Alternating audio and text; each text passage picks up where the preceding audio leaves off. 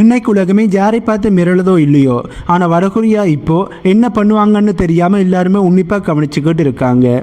March 29, 2026, அதாவது நேற்று வடகொரியாவோட பிரசிடெண்டாக இருக்கிற கிம் ஜாங் உன் அவர்கள் ஒரு மிகப்பெரிய ஒரு அதிரடியான சோதனையை பண்ணி முடிச்சிருக்கார்.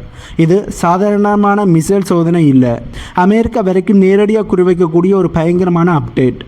இந்த வீடியோவில் வடகொரியா இப்போ கையில் எடுத்திருக்கிற அந்த புது டெக்னாலஜி என்ன, கிம் ஜாங் உன் அவர்கள் தன்னோட இராணுவத்தில் செஞ்சிருக்கிற ரகசியமான மாற்றங்கள் என்ன, இதனால் உலக நாடுகளுக்கு என்ன ஆபத்து அப்படிங்கிறத தான் இந்த வீடியோவில் நாங்கள் தெளிவாக பார்க்க போகிறோம். வீடியோக்குள்ளே போகிறதுக்கு முன்னே நம்ம சேனலை சப்ஸ்கிரைப் பண்ணி பக்கத்துக்கு பெல் ஐக்கானை கிளிக் பண்ணி வைங்க.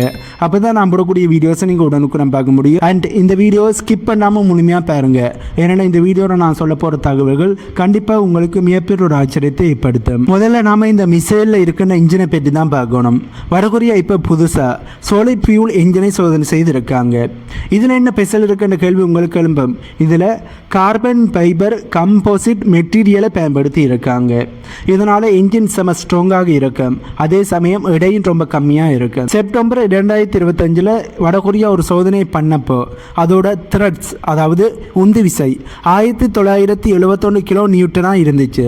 ஆனால் இப்போ பண்ணியிருக்கிற சோதனையில் அந்த விசை 2500 கிலோ நியூட்டனை விட அதிகரிச்சிருக்கு. யோசிச்சு பாருங்க, கிட்டத்தட்ட 25% பவரை அதிகப்படுத்தி இருக்காங்க.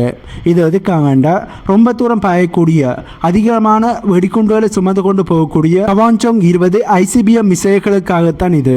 இதோட வேகம் மிரட்டலாக இருக்கும். வடகொரியா எப்பவுமே அவங்க நாட்டுக்குள்ளே என்ன நடக்குது என்பது வெளியே சொல்ல மாட்டாங்க. ஆனால் மேலே இருந்து வேவு பார்த்துக்கிட்டு இருக்கிற பிளானட் லேப்ஸ் மாதிரியான சேட்டலைட் நிறுவனங்கள் இவங்களோட ரகசியங்களை திருடுவதற்கான நடவடிக்கைகள் ஈடுபடுகிறார்கள்.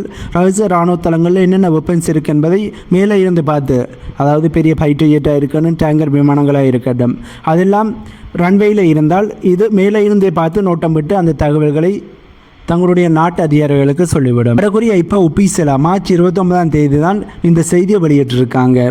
ஆனால் சேட்டலைட் புகைப்படங்களை ஜூம் பண்ணி பார்க்கும்போது இந்த கதை மார்ச் 23 ஆரம்பிச்சிருக்கு. மார்ச் 23 முதல் 28 வரையும் அந்த சோகோ சோதனை தளத்தில் பயங்கரமான மூவ்மெண்ட் ஆனது இருந்திருக்கு. குறிப்பாக அங்கே இருக்கிற அந்த கரிசாண்டல் டெஸ்ட் ஸ்டாண்டில் பெரிய மாற்றங்கள் தெரிஞ்சிருக்கு. இது எதை காட்டுதுன்னா, கிம் ஜாங் உன் அவர்கள் வர்றதுக்கு முன்னாடி அங்கே பல தடவை இன்ஜினை ஆன் பண்ணி டெஸ்ட் பண்ணி பார்த்துருக்காங்க. இந்த இடத்துல ஒரு சின்ன டிரெக்டிவ் வேலையும் நடந்திருக்கு. அந்த சோதனை நடக்கிற இடத்துக்கு கீழே இருக்கிற தளப்பகுதியை கவனிச்சா மார்ச் 23க்கும் 28க்கும் இடையில் அந்த இடம் அப்படியே வெளுத்து போயிருக்கு. பொதுவாக ஒரு இன்ஜினை சோதனை செய்து பார்க்கும்போது வர்ற நெருப்புகள் செடிகளை கரைக்கிட்டு போகும். ஆனால் இங்கே கரைக்கலை, அந்த நிறமே மாறியிருக்கு. இதுக்கு என்ன அர்த்தம்னா, அந்த புது இன்ஜினில் இருந்து வர்ற கெமிக்கல் எக்ஸாக்ட் மற்றும் எரிபொருள் கழிவுகள் அங்கே இருந்த தாவரங்கள் மேலே படிஞ்சிருக்கு. இது அந்த புது வகையான சாலிட் ஃபியூல் இன்ஜினோட வீரியத்தை நமக்கு மறைமுகமாக சொல்லுதா என்ற கேள்வியிலும் பல வல்லுநர்கள் மத்தியில் எழும்பியிருக்கு. வடகொரியா வெளியிட்ட புகைப்படங்களை ஆய்வு செஞ்ச நிபுணர்கள் இன்னும் ஒரு விஷயத்தையும் கண்டுபிடிச்சிருக்காங்க. கிம் ஜாங் உன் அவர்கள் அந்த இடத்துல நிற்கிறப்போ விழுகிற நிலங்களை வச்சு பார்க்கும்போது அவர் அதிகாலையில் சூரியன் உதிச்ச கொஞ்ச நேரத்திலேயே அங்கே போயிருக்கார் என்பது மட்டும் தெளிவாக தெரியுது. அதாவது உலகமே தூங்கிக்கிட்டு இருக்கிற நேரத்தில் யாருக்கும் தெரியாமல் அந்த ஃபைனல் டெஸ்ட்டை முடிச்சிருக்காங்க. அங்கே இருக்கிற அப்சர்வேஷன் ஸ்டாண்டர்டில் மார்ச் 28 ஆட்கள் நடமாட்டம் அதிகமாக இருக்குது. ஸோ ஒரு வாரம் நடந்த ரகசியமான வேலையோட கிளைமேக்ஸ் தான் இந்த மார்ச் 29 போட்டோவாக ரிலீஸ் ஆகி இருக்கு. ஏன் இவ்வளோ ரகசியமாக பண்ணுறாங்கன்ற கேள்வியும் யோசனையும் உங்களுக்கு எழும்பும். அமெரிக்காவோட உளவுத்துறைக்கு சவால் விடுறதுக்காண்டி தான் இதனை செஞ்சுருக்காங்க. நாங்கள் எப்போ சோதனை பண்ணுவோம், எங்கே பண்ணுவோம்னு உங்களால் கணிக்க முடியாது என்பதை காட்டுறது தான் கிம் ஜாங் உன் அவர்களோட நோக்கமாக இருக்குது. இந்த ஒரு வாரம் நடந்த சோதனை மூலமாக அவங்க அந்த 2500 கிலோ நியூட்டன் பவரை சரியாக கொண்டு வந்துட்டாங்கன்னு உறுதியாகி இருக்கு.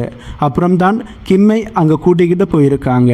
அதாவது முதல்ல சோதனையெல்லாம் செஞ்ச பிறகு பாதுகாப்பு அச்சுறுத்தல் இல்லை என்ற உடனே தான் கிம்மை அந்த முக்கியமான இடத்துக்கு கூட்டிக்கொண்டு போயிருக்கிறார்கள். மிசைல் சோதனையெல்லாம் ஒரு பக்கம் இருக்கட்டும், ஆனால் கிம் ஜாங் உன் அவர்கள் இப்போ செஞ்சிருக்கிற இன்னும் ஒரு விஷயம் தான் இராணுவ நிபுணர்களை ரொம்பவே யோசிக்க வச்சிருக்கு. அதுதான் ஸ்பெஷல் ஆப்ரேஷன் ஃபோர்ஸ். அவர்கள் கொண்டு வந்திருக்கிற அந்த மிகப்பெரிய ஒரு ட்ரீ ஆர்கனைசேஷனாகத்தான் இது பார்க்கப்படுது. மார்ச் 29 அன்னைக்கு கிம் ஜாங் உன் அவர்கள் ஒரு ரகசிய பயிற்சி மையத்துக்கு போயிருக்கார். அது பியாங்யாங் நகருக்கு தெற்கே இருக்கிற ஒரு இடம் என்று சொல்லப்படுது.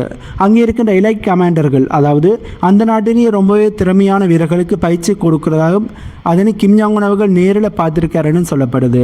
அங்கே இருக்கிற வீரர்கள் துப்பாக்கியால் சுடுறது, கைகளால் சண்டை போடுறது, அப்புறம் அவங்களோட பிசிக்கல் ஸ்ட்ரென்த் இதனைத்தையுமே செக் பண்ணியிருக்கார். குறிப்பாக பெண் கமாண்டர்களோட வீரதீர செயல்களை பார்த்து அவர் ரொம்பவே பாராட்டி இருக்காருன்னு சொல்லப்படுது. இங்கே தான் ஒரு மிக முக்கியமான விஷயம் இருக்குது. மைக்கேல் மேடன் மாதிரியான நிபுணர்கள் என்ன சொல்லியிருக்காங்கன்னா, வடகொரியா இராணுவத்தோட கட்டமைப்பு இப்போ மாறி இருக்கு. முன்னாடி இந்த மாதிரி பயிற்சி மையங்கள் எல்லாம் ட்ரைனிங் பீரோ கட்டுப்பாட்டில் தான் இருக்கும். ஆனால் இப்போது இது நேரடியாக ஆப்ரேஷன் பீரோ கட்டுப்பாட்டுக்கு கீழே கொண்டு வந்திருக்காங்க. இதோட அர்த்தம் என்னென்னா, முன்னாடி ஒரு படைக்கு வரும் பயிற்சி மட்டும் தான் கொடுத்துக்கிட்டு இருந்தாங்க. ஆனால் இப்போது ஆப்ரேஷன் பீரோ கையில் இதை கொடுத்துருப்பதன் மூலமாக, அதாவது ஆப்ரேஷன் பீரோ கையில் கொடுத்துருப்பதன் மூலமாக நேரடியாக அட்டாக் பண்ணுறதுக்கும் போர் வியூகங்களை உடனடியாக செயற்படுத்துறதுக்கும் இந்த படைகளை கிம் தயார்படுத்திக்கிட்டார் என்பது தான் அர்த்தம். தயார்படுத்தி கொண்டிருக்கார் என்பது தான் அர்த்தம். அதாவது பயிற்சியும் பிளானிங்கும் இப்போ ஒரே இடத்துல நடக்குது. வடகொரியாவில் 11 காப்ஸ் அப்படின்னு ஒரு பயங்கரமான படைப்பிரிவு இருக்குது. இவங்களை ஸ்டாம் காப்ஸ்ன்னு சொல்லுவாங்க. இவங்க தான் வடகொரியாவோட முதுகெலும்பு மாதிரி. ஆனால் இப்போ வந்திருக்கிற தகவலின்படி இந்த மிகப்பெரிய படைப்பிரிவை சின்ன சின்ன குரூப்பாக பிரித்து மற்ற எல்லா இராணுவ பிரிவுகளோடையும் கலந்து விட்டுட்டாங்கன்னு சொல்லப்படுது. ஏன் இப்படி பண்ணாங்கன்னா, ஒரே இடத்துல ஒரு பெரிய ஒரு படை இருந்தால் அதை எதிரியோட சேட்டலைட் மூலமாக ஈஸியாக கண்டுபிடிச்சிடலாம். ஆனால் இப்போ இவங்க எல்லாருமே எல்லா இடத்துலையும் பரவி இருக்கிறதால போறன்னு ஒன்று வந்தால் இவங்க எங்கே இருந்து அட்டாக் பண்ணுவாங்கன்னு அமெரிக்காவுக்கோ அல்லது தென்கொரியாவுக்கோ தெரியாது. இது ஒரு மிக சிறந்த கொரில்லா வார்ஃபேர் ஐடியாவாகத்தான் பார்க்கப்படுது. கிம் ஜாங் உன் அவர்கள் அங்கே பேசும்போது ஒரு வார்த்தையை சொல்லியிருந்தார், நவீன போர் முறைக்கு ஏற்ற மாதிரி தான் நாம் மாறணும் அப்படின்னு. அதாவது இப்போ நடக்கிற போர்கள் எல்லாமே பழைய காலத்து போர் மாதிரி கிடையாது. ரொம்ப வேகமாக ரொம்ப துல்லியமாக இருக்கணும். அதுக்கு ஏற்ற மாதிரி தான் தன்னோட ஸ்பெஷல் போர்ஸையும் இப்போ கிம் ஜாங் உன் அவர்கள் மாற்றி அமைச்சு கொண்டு இருக்க. கடைசியாக வடகொரியாவோட புதிய மெயின் பேட்டில் டேங்கை பற்றி பார்க்கணும். இதை பார்க்குறதுக்கு அப்படி ஒரு வெஸ்டர்ன் கண்ட்ரி டேங்க் மாதிரியே இருக்கும். இதில் ஆக்டிவ் ப்ரொடெக்ஷன் சிஸ்டம், அதாவது ஏபிஎஸ் அப்படிங்கிற ஒரு டெக்னாலஜி வச்சுருக்காங்க. இது என்ன பண்ணுமான்னா, எதிரிகள் ஏவுகணைகளை விட்டாலோ இல்லை ட்ரோன்கள் மூலமாக தாக்க வந்தாலோ அது அந்த டேங்க் மேலே படுறதுக்கு முன்னாடியே காற்றிலேயே சுட்டு வீழ்த்திடும்.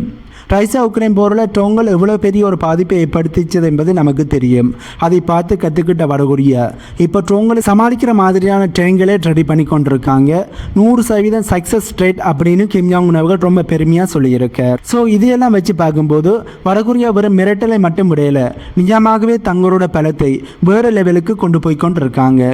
2026 இவங்க பண்ணியிருக்கிற இந்த மாற்றங்கள் ஜப்பான், தென்கொரியா, குறிப்பாக அமெரிக்காவுக்கு ஒரு மிகப்பெரிய ஒரு எச்சரிக்கை மணி.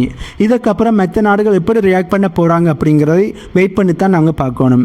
ஆகவே வடகொரியா இப்போ கொஞ்சம் கொஞ்சமாக ரொம்ப அட்வான்ஸாக மாறிக்கொண்டு இருக்கிறார்கள்.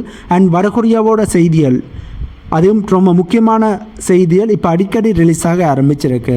இதன் மூலம் வடகொரியாவும் ஜியோ பொலிட்டிக்கலில், அதாவது உலக அரசியலில் ரொம்ப முக்கியமான இடத்துல தான் இருக்கும் என்பதை ஒவ்வொரு நாளுமே ஒவ்வொரு நியூஸின் மூலம் நிரூபித்து கொண்டு இருக்கிறார்கள்.